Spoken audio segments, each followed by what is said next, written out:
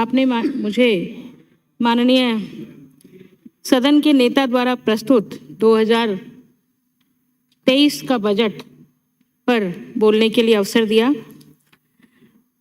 माननीय सभापति महोदय, निश्चित रूप से कोई भी सरकार हो, जनता उससे ये अपेक्षा करती है कि वो सरकार उसके हित में काम करेगी और जो कहेगी उस वादे को पूरा करेगी।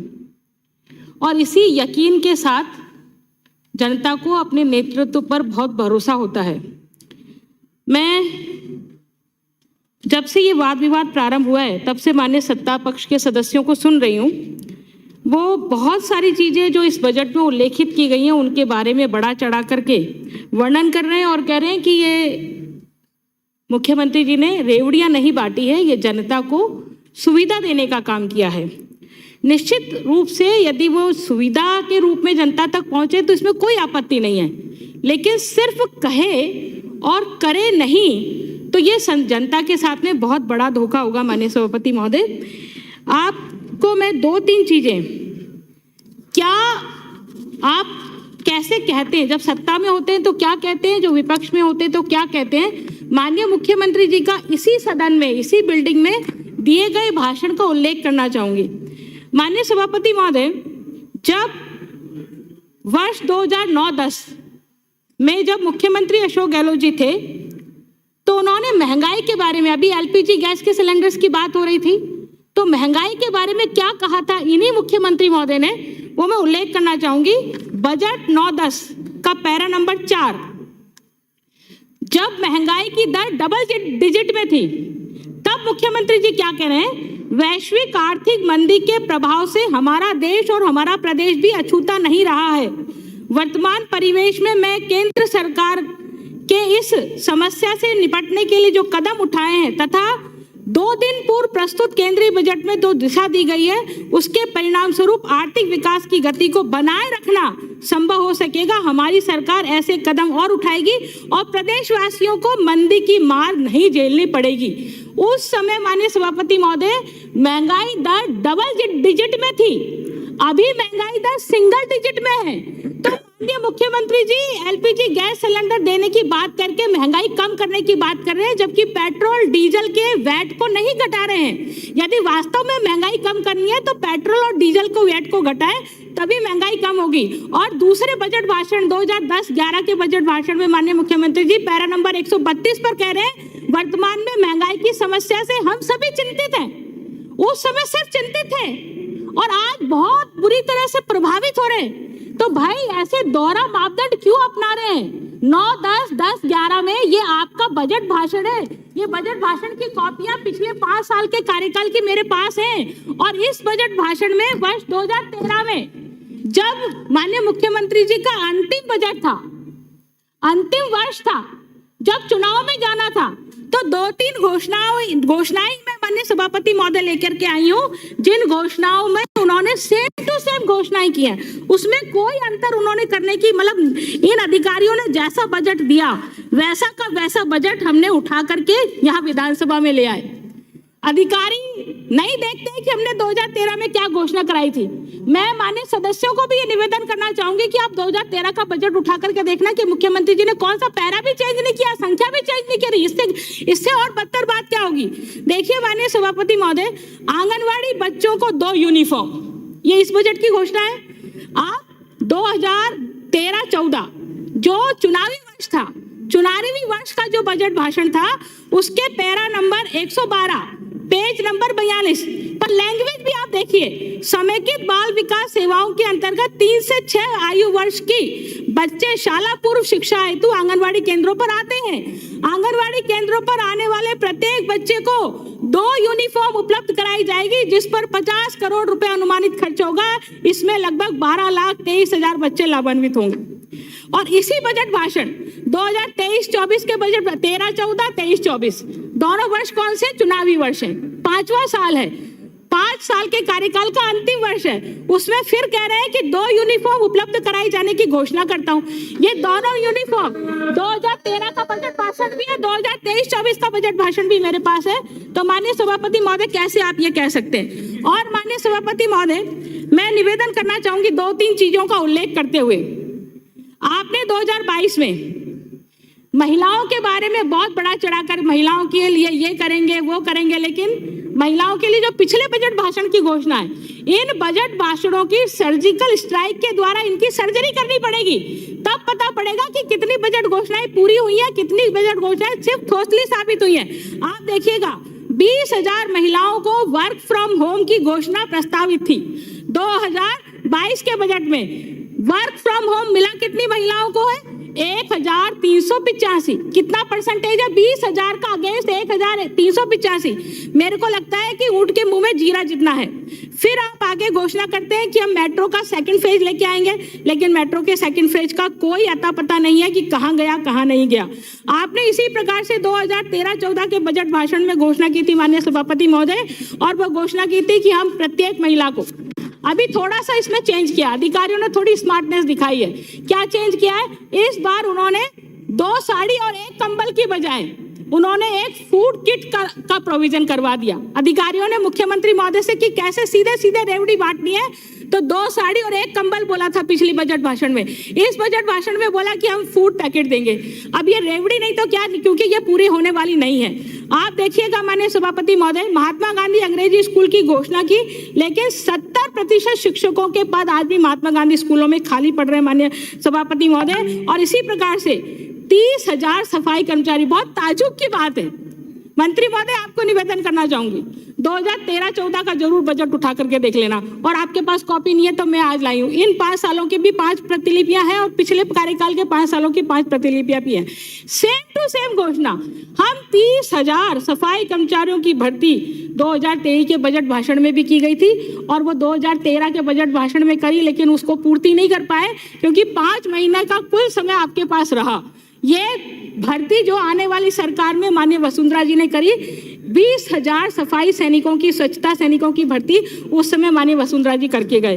तो ये हम कह सकते हैं कि कितनी बजट घोषणाएं आपकी अधूरी हैं, जिनको आपने पहले करने की घोषणा करी लेकिन उनको पूरा नहीं किया।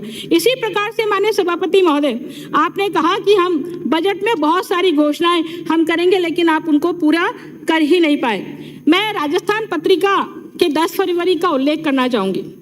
निश्चित रूप से मैं ये बात अनेकों कई बार कहती हूँ, अपने प्रेस के साथियों को भी कहती हूँ कि जब बजट आता है तब हम बजट में क्या क्या आया बहुत बढ़ चढ़कर उसका प्रिंट करते हैं और अखबार के माध्यम तक से जनता तक पहुँचाते हैं, लेकिन इतना एनालिसिस भी कर लीजिए कि पिछला बजट भाषण जो दिया था उसकी कितनी घोषणाएं पूरी हुई। निश्चित रूप से 50% बजट घोषणाएं माननीय सभापति महोदय पूरी नहीं हुई, और उसका यही कारण है कि आप उस चुनाव में गए तो 20 की संख्या पर सिमट कर के आ गए।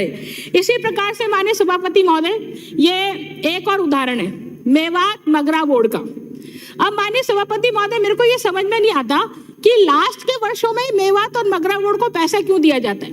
आप देखिए, ये 2009-10, 10-11 की घोषणा, 11-12 की घोषणा 5 करोड़ से शुरू होता है। मुरारी लाल जी, 5 करोड़ से शुरू हुई बात, 9-10 में 5 करोड़, 11-12 में 10 करोड़, फिर 12-13 में 25 करोड़, फिर 13-14 में 50 करोड़, हो गए 5 साल पूरे। अब 50 करोड़ से माननीय सभापति महोदय गाड़ी आगे चलनी चाहिए ना, लेकिन वापस 2-3 साल तक तो हम भूल ही गए कि मगरा और मेवात बोर्ड को पैसा देना है। लास्ट के 2 वर्षों में हमने घोषणा करी, वो कौन से 2 वर्ष है, 2022-23 में घोषणा करी और 23-24 में घोषणा करी। अब 23-24 की जो घोषणा है वो 25, मतलब जो 13-14 में 25 पर अटके थे माननीय सभापति महोदय, उस 25 से आंकड़ा 50 पे आ गया। अब ये पिछले साल फिर ही 25 पे आ जाएगा, नीचे आ जाएगा आंकड़ा, फिर धीरे धीरे करते करते 5 साल जब पूरे होंगे तो फिर 50 पे पहुंच जाएगा। तो बहुत ही अन्याय है माननीय सभापति महोदय, इन क्षेत्रों के लोगों से बहुत ज्यादा अन्याय है। इसी प्रकार से माननीय सभापति महोदय, मैं एक और ये जो जितने सारे कमेटीज के गठन, फोर्सेस के गठन की बात की गई है, आप देखिए, आप माननीय सभापति महोदय, माननीय मुख्यमंत्री महोदय ने 12-13, मैंने कंपेयर किया है और कुछ नहीं किया, सिर्फ 12-13 के बजट भाषण में घोषणा की थी। मंत्री महोदय, मैं आपसे निवेदन करना चाहूंगी, इन अधिकारियों को समझाइए कि ऐसी घोषणाएं मत कराइए मुख्यमंत्री जी से जो लोगों को पता पड़े कि फर्जी घोषणाएं हैं। 2012-13 के पेज नंबर 59 और पैरा नंबर 165, पेज नंबर भी बता रही हूँ, पैरा नंबर भी बता रही हूँ। उसमें माननीय सभापति महोदय क्या कहा?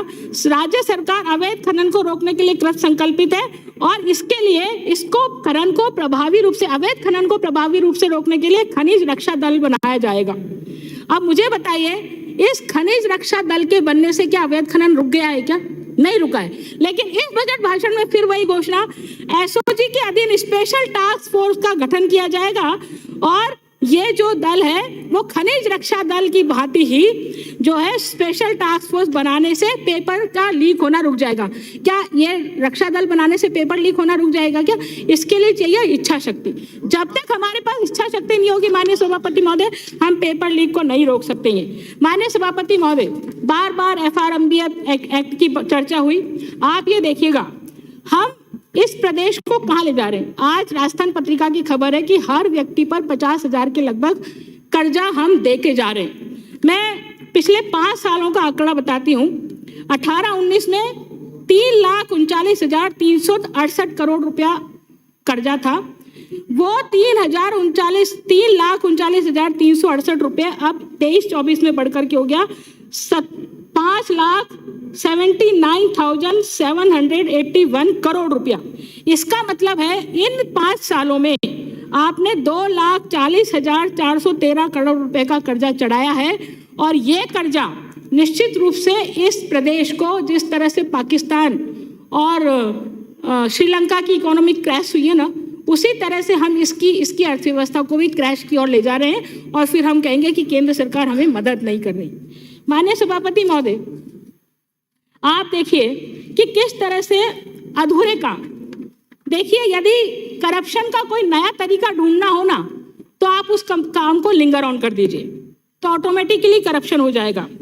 जितने बजट प्रोविजंस आपने इस वर्ष रखा है, जिस काम के लिए रखा है, यदि वो काम उस वित्तीय वर्ष में पूरा नहीं होता है तो निश्चित रूप से उसकी लागत बढ़ती है और यह लागत करप्शन का एक बहुत बड़ा माध्यम साबित होता है। माननीय सभापति महोदय जी, सार्वजनिक निर्माण विभाग, जन स्वास्थ्य अभियांत्रिकी विभाग, जल संसाधन विभाग और सभी निर्माण के कार्य परियोजनाओं की स्वीकृति जारी होने के बाद में 90 कार्य परियोजनाएं 5 वर्ष से अधिक से अपूर्ण है। 90 कार्य समाप्त करिए। हाँ, मैं सिर्फ आईना दिखाने की कोशिश कर रही हूँ, किसी पर ब्लेम नहीं कर रही हूँ, मैं समाप्त कर रही हूँ। माननीय सभापति महोदय, मैं माननीय सभापति महोदय निवेदन करना चाहती हूँ आपसे कि किस तरह से भारत सरकार के महालेखा नियंत्रक ने जो बात कही है, ये बात कही है कि 770 उपयोगिता प्रमाण पत्र हमने जमा नहीं कराए और इस वजह से हमारा भार जो है बड़ा है। इसी प्रकार से माननीय सभापति महोदय, आप देखिएगा कि एक सेकंड मेरा ये माननीय सभापति महोदय, एक लास्ट विषय जिसकी ओर सरकार का ध्यान आकर्षित करना चाहूंगी, क्योंकि बहुत हल्ला हो रहा है प्रदेश में राइट टू हेल्थ बिल को लेकर के। राइट टू हेल्थ बिल लेकर के सरकार आ रही है। निश्चित रूप से स्वास्थ्य का अधिकार देना चाहिए, लेकिन हम अपनी सरकारी व्यवस्थाओं को ठीक ना करें और सिर्फ निजी हॉस्पिटल्स पर डाल दें तो ये स्वास्थ्य हम नहीं दे सकते। ये राइट टू हेल्थ नहीं है, राइट टू ट्रीटमेंट है। राइट टू ट्रीटमेंट है, क्योंकि हेल्थ में तो सारी चीजें कवर हो जाती हैं और हेल्थ में सारी चीजें कवर होने के नाते से शुद्ध के विरुद्ध युद्ध अभियान, बस ये लास्ट मेरा मैटर है, इसके बारे में नहीं बोलूंगी। आप देखिए 2009-10 में कार्यकाल शुरू हुआ। 9-10 में माननीय मुख्यमंत्री जी कहते हैं कि शुद्ध के लिए युद्ध अभियान के रूप में प्रारंभ करेंगे हम कार्यक्रम और लोगों को स्वास्थ्य की सेवाएं देंगे। 9-10 में 10-11 में कहते हैं कि गुणवत्ता परखने के लिए, माननीय मंत्री महोदय एक बार ध्यान से सुन लीजिएगा, मोबाइल टेस्टिंग लैब प्रत्येक जिले में स्थापित करेंगे। ये बात है 10-11 की। 10-11 में मोबाइल टेस्टिंग लैब प्रत्येक जिले में स्थापित करेंगे, 10-11 में कह रहे हैं। फिर 2 साल गौण हो जाते हैं, फिर आप 11-12 में कहते हैं कि शुद्ध के लिए युद्ध अभियान राज्य में जिला मुख्यालयों पर मोबाइल वैन से शिफ्ट हो गए हम पीपीपी मोड पर।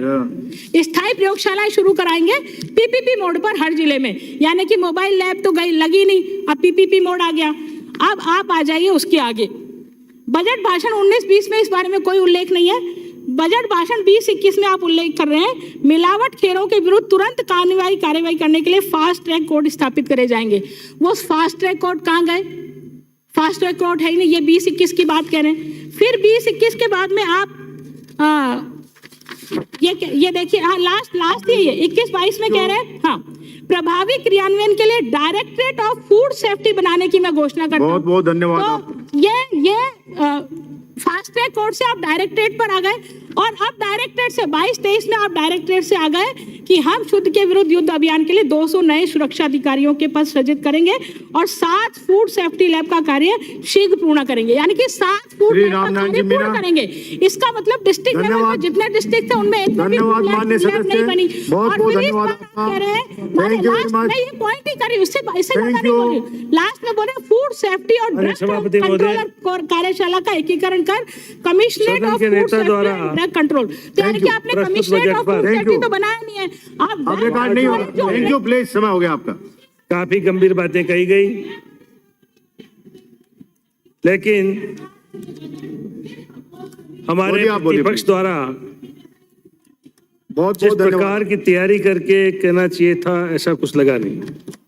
माननीय सभापति महोदय, राजस्थान के इतिहास में जनहितैषी और गरीब के हित में यदि कोई बजट है